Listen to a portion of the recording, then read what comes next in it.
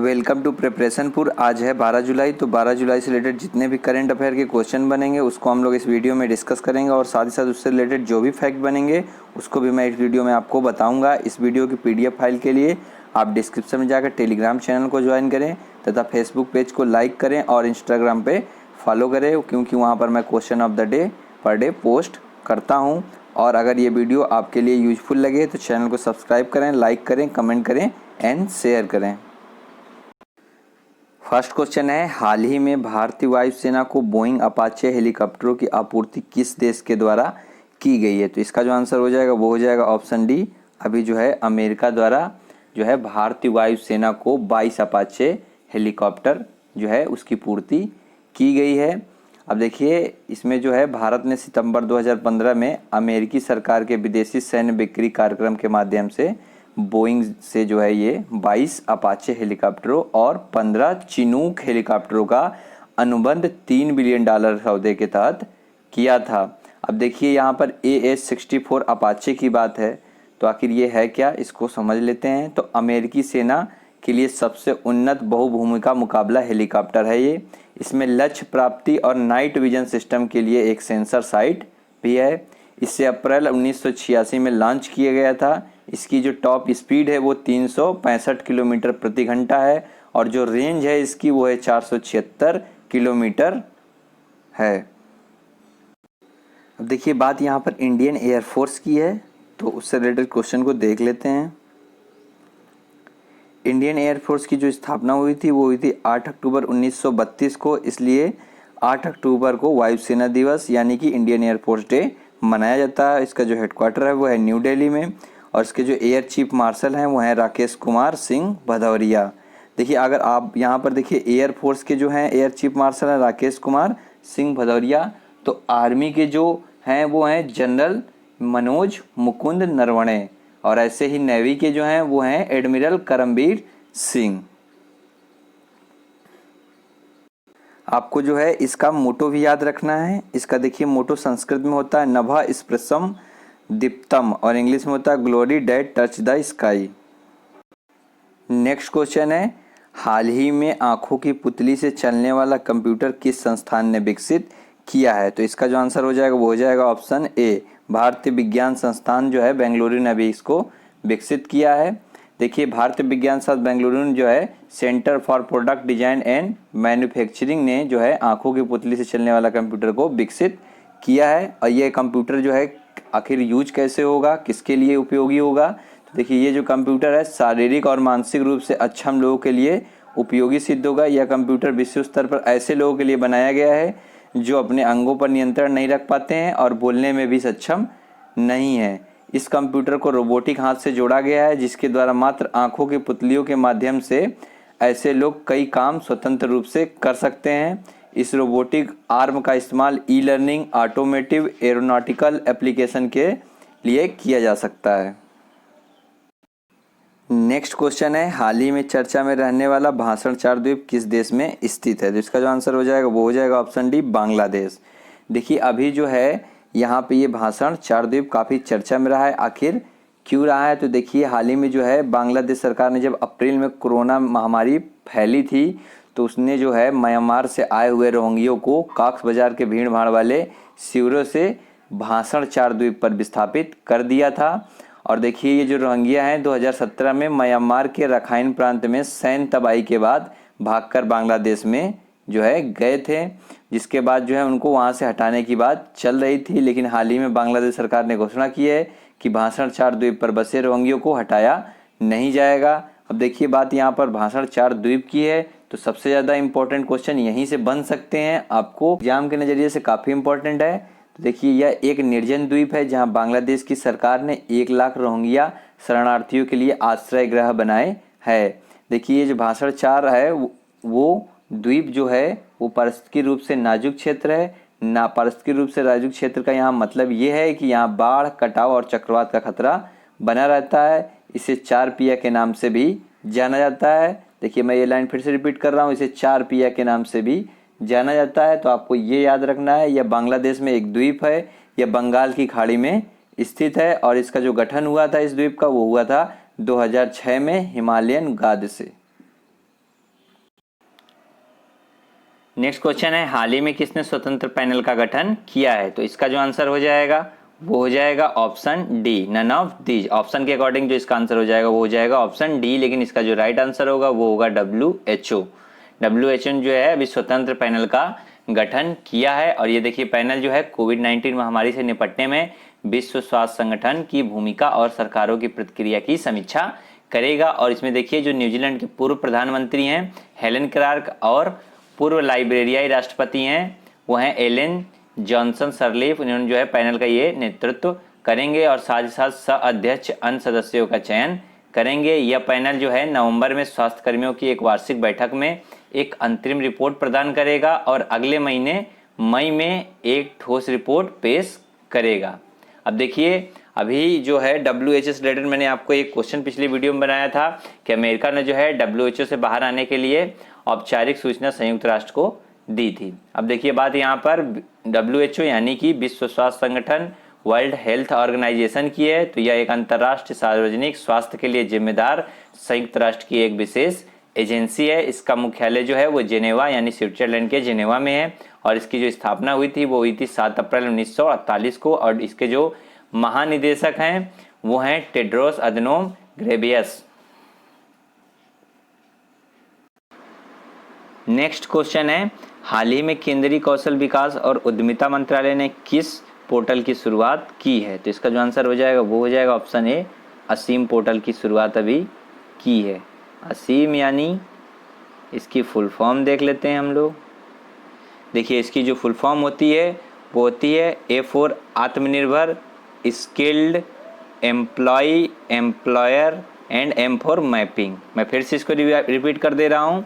देखिए इसकी जो फुल फॉर्म होती है वो होती है आत्मनिर्भर, स्किल्ड एम्प्लॉय, एम्प्लॉयर मैपिंग।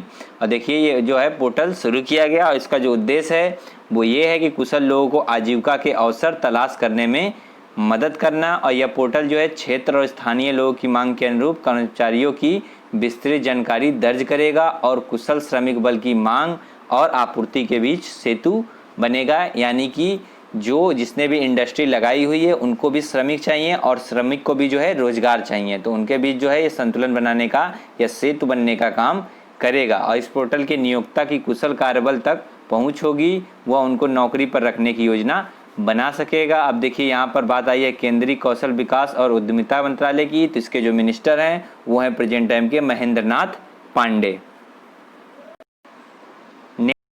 हाल ही में किसने धोखाधड़ी वेबसाइटों के खिलाफ एक नई सलाह जारी की है? तो इसका जो आंसर हो जाएगा वो हो जाएगा ऑप्शन ए। हाल ही में देखिए नई और नवीकरणीय ऊर्जा मंत्रालय ने धोखाधड़ी वेबसाइटों के खिलाफ नई सलाह जारी की है। यह सलाह जो है पीएम कुसुम योजना के पंजीकरण का दावा करने वाली फेक वेबसाइटों के खिलाफ है। और देखिए हाल ही में ये देखा गया है कि 2 नई वेबसाइटों ने जो है पीएम कुसुम योजना के लिए पंजीकरण पोर्टल पर अवैध रूप से दावा किया है। अब देखिए बात यहाँ पर आई है कुसुम योजना यानी कि किसान ऊर्जा सुरक्षा और उत्थान महाअभियान। तो देखिए इसे जो है 2019-20 के बजट में घोषित किया गया था और इसका जो उद्देश्य है वो किसानों के बीच सौर ऊर्जा के उपयोग को बढ़ावा देना है। इसके अंतर्गत किसानों की सहायता के लिए 28,250 मेगावाट जो है सौर ऊर्जा उत्पादन को बढ़ावा देने के लिए 1.4 लाख करोड़ रुपए खर्च किए जाएंगे।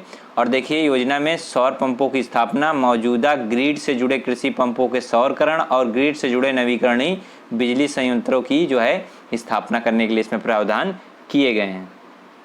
नेक्स्ट क्वेश्चन है, गोल कार्यक्रम किस मंत्रालय के अंतर्गत चलाया जा रहा है? तो इसका जो आंसर हो जाएगा वो हो जाएगा ऑप्शन ए, जनजातीय कार्य मंत्रालय। देखिए हाल ही में जनजातीय मामलों के मंत्रालय ने नई दिल्ली में फेसबुक इंडिया के साथ अनुसूचित जनजाति निर्वाचन क्षेत्रों के सांसद सदस्यों के एक जो है वेबिनार आयोजित किया गया है। और इसका जो उद्देश्य था वो हाल ही में जनजातीय मामलों के मंत्रालय द्वारा शुरू किए गए गोल परियोजना के लिए इन सांसदों का संवेदनीकरण करना। और देखिए इसमें जो है केंद्रीय जनजातीय मामलों के मंत्री जो हैं वो हैं प्रेजेंट टाइम के अर्जुन मुंडा और जनजातीय मामलों की राज्य मंत्री रेणुका सिंह सरूता। और देखिए फेसबुक इंडिया ने जो है वेबिनार में भाग लिया है।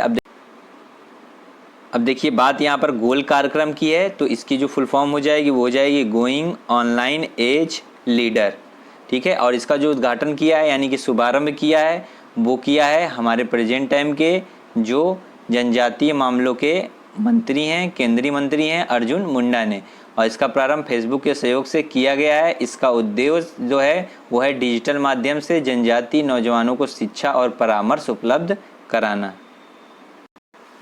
नेक्स्ट क्वेश्चन है, हाल ही में भारतीय कृषि अनुसंधान संस्थान झारखंड की नई इमारतों का नाम बदलकर क्या कर दिया गया है? तो इसका जो आंसर हो जाएगा वो हो जाएगा option D, doctor Shyama Prasad Mukherjee. देखिए अभी झारखंड के जो नए प्रशासनिक और भारतीय कृषि अनुसंधान संस्थान जो था अकादमी भवन का नाम बदलकर जो है भारतीय जनसंघ के संस्थापक स्वर्गीय डॉक्टर श्यामा प्रसाद मुखर्जी की 119वीं जयंती पर रखा गया है।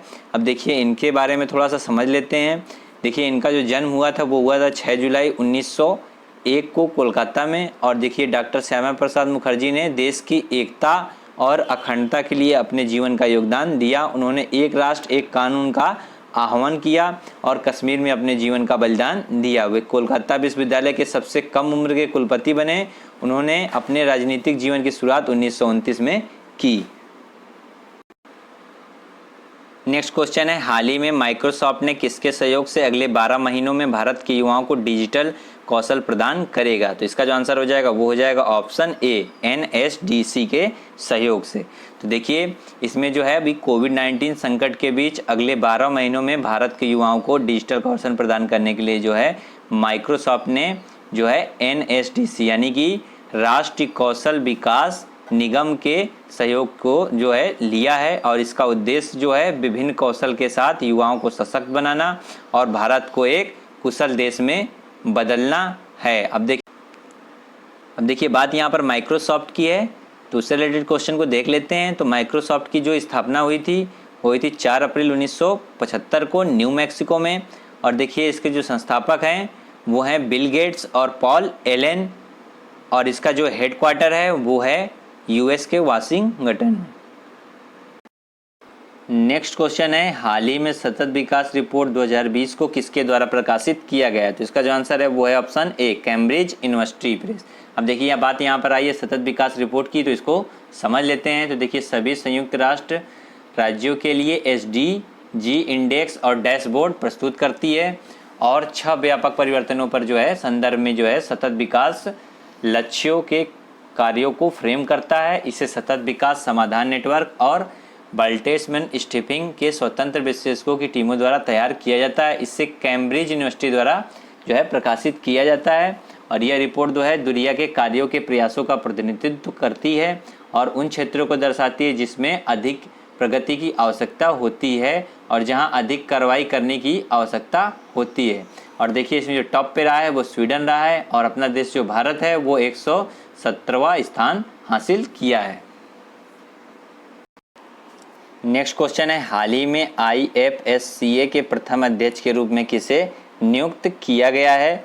तो देखिए इसका जो आंसर हो जाएगा वो हो जाएगा ऑप्शन ए, NJT श्रीनिवास को जो है अभी इसके अध्यक्ष के रूप में नियुक्त किया गया है। और ये जो हैं ओडिशा कैडर 1983 बैच के भारतीय प्रशासनिक सेवा अधिकारी हैं। और देखिए अंतर्राष्ट्रीय वित्तीय सेवा केंद्र प्राधिकरण जो है इनको अध्यक्ष के रूप में जो है 3 वर्षों के लिए नामित किया गया है। और ये जो देखिए IFSCA है ये जो है अप्रैल 2020 में केंद्रीय वित्त मंत्रालय द्वारा एक अधिसूचना के माध्यम से अंतर्राष्ट्रीय वित्त सेवा केंद्र प्राधिकरण, इसको हिंदी में कहते हैं, इसकी स्थापना की गई। नेक्स्ट क्वेश्चन है, हाल ही में विश्व जनसंख्या दिवस कब मनाया गया? तो इसका जो आंसर हो जाएगा वो हो जाएगा ऑप्शन ए, अभी 11 जुलाई को यह मनाया गया है। देखिए इसका जो उद्देश्य है वो है कि विभिन्न जनसंख्या मुद्दों पर जागरूकता बढ़ाने के लिए जो है ये मनाया जाता है।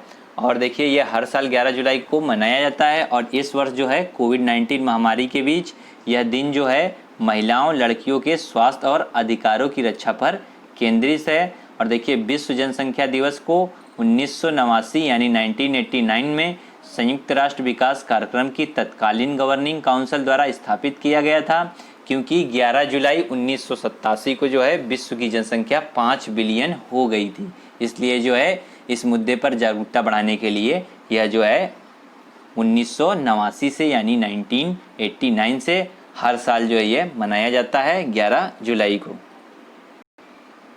अब देखिए बात इम्पोर्टेंट डे की है, तो जुलाई में जितने इम्पोर्टेंट डे मैंने आपको बताए हैं आप जो है मेरे साथ साथ आपको रिवाइज करना है और साथ ही साथ जो है कमेंट बॉक्स में जो है सीक्वेंस में कमेंट करना है।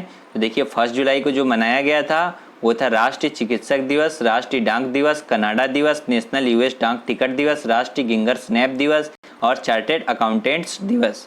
ऐसे ही 2 जुलाई को जो मनाया गया वो मनाया गया विश्व यूएफओ दिवस, राष्ट्रीय अनिसेट दिवस। और देखिए 3 जुलाई को जो मनाया गया वो था राष्ट्रीय फ्राइड क्लेम दिवस और 4 जुलाई को जो है यूएसए स्वतंत्रता दिवस और अंतर्राष्ट्रीय सहकारिता दिवस। ऐसे देखिए 6 जुलाई को जो मनाया गया वो मनाया गया विश्व जूनोसिस दिवस और अभी 11 जुलाई को मैंने आपको बताया विश्व जनसंख्या दिवस। लास्ट वीडियो में मैंने जो आपसे क्वेश्चन पूछा था वो ये पूछा था कि हाल ही में किस देश ने सफलतापूर्वक अपना खुफिया उपग्रह ओफेक 16 लॉन्च किया है। तो इसका जो आंसर था वो था ऑप्शन सी इजराइल। इसके बारे में काफ़ी लोगों ने जो है कमेंट किया और साथ ही साथ इसके बारे में भी लिखा है। ऐसे ही आपको भी जो है कमेंट करना है क्वेश्चन का आंसर और साथ ही साथ उसके बारे में भी लिखना है। Next question of the day में है आपके लिए कि हाल ही में एप्थिमा वत्सोनी तितली को 61 वर्षों के बाद किस राज्य में खोजा गया है। तो आपको जो है इसका आंसर देना है और साथ ही साथ इसके बारे में भी लिखना है और जो भी टॉप 3 रैंक होल्डर होंगे उनका नेम जो है हम लोग अपकमिंग वीडियो में शो करेंगे। लास्ट वीडियो में मैंने जो क्वेश्चन पूछा था क्वेश्चन ऑफ द डे में उसके टॉप 3 रैंक होल्डर रहे हैं वो हैं टॉप पे सोनू मिश्रा ने जो है फर्स्ट रैंक हासिल की है, सेकंड पे मनीष शर्मा और थर्ड पे हैं रोहित त्रिपाठी। तो देखिए इनको बहुत बहुत कॉन्ग्रेचुलेसन प्रिपरेशनपुर की तरफ से। आपको भी जो है ये हैबिट बिल्ड करनी है, आपको जो है आंसर देना है और टॉप 3 में जगह बनानी है और साथ ही साथ उसके बारे में भी लिखना है। मैं ऐसा बार बार इसलिए कहता हूँ ताकि आप जो है एक बार जो है चीज़ों को जब लिख देते हैं तो आपको जो है हमेशा के लिए याद हो जाती हैं। अगर ये वीडियो आपके लिए यूजफुल लगे तो चैनल को सब्सक्राइब करें, लाइक करें, कमेंट करें एंड शेयर करें। Okay, thank you.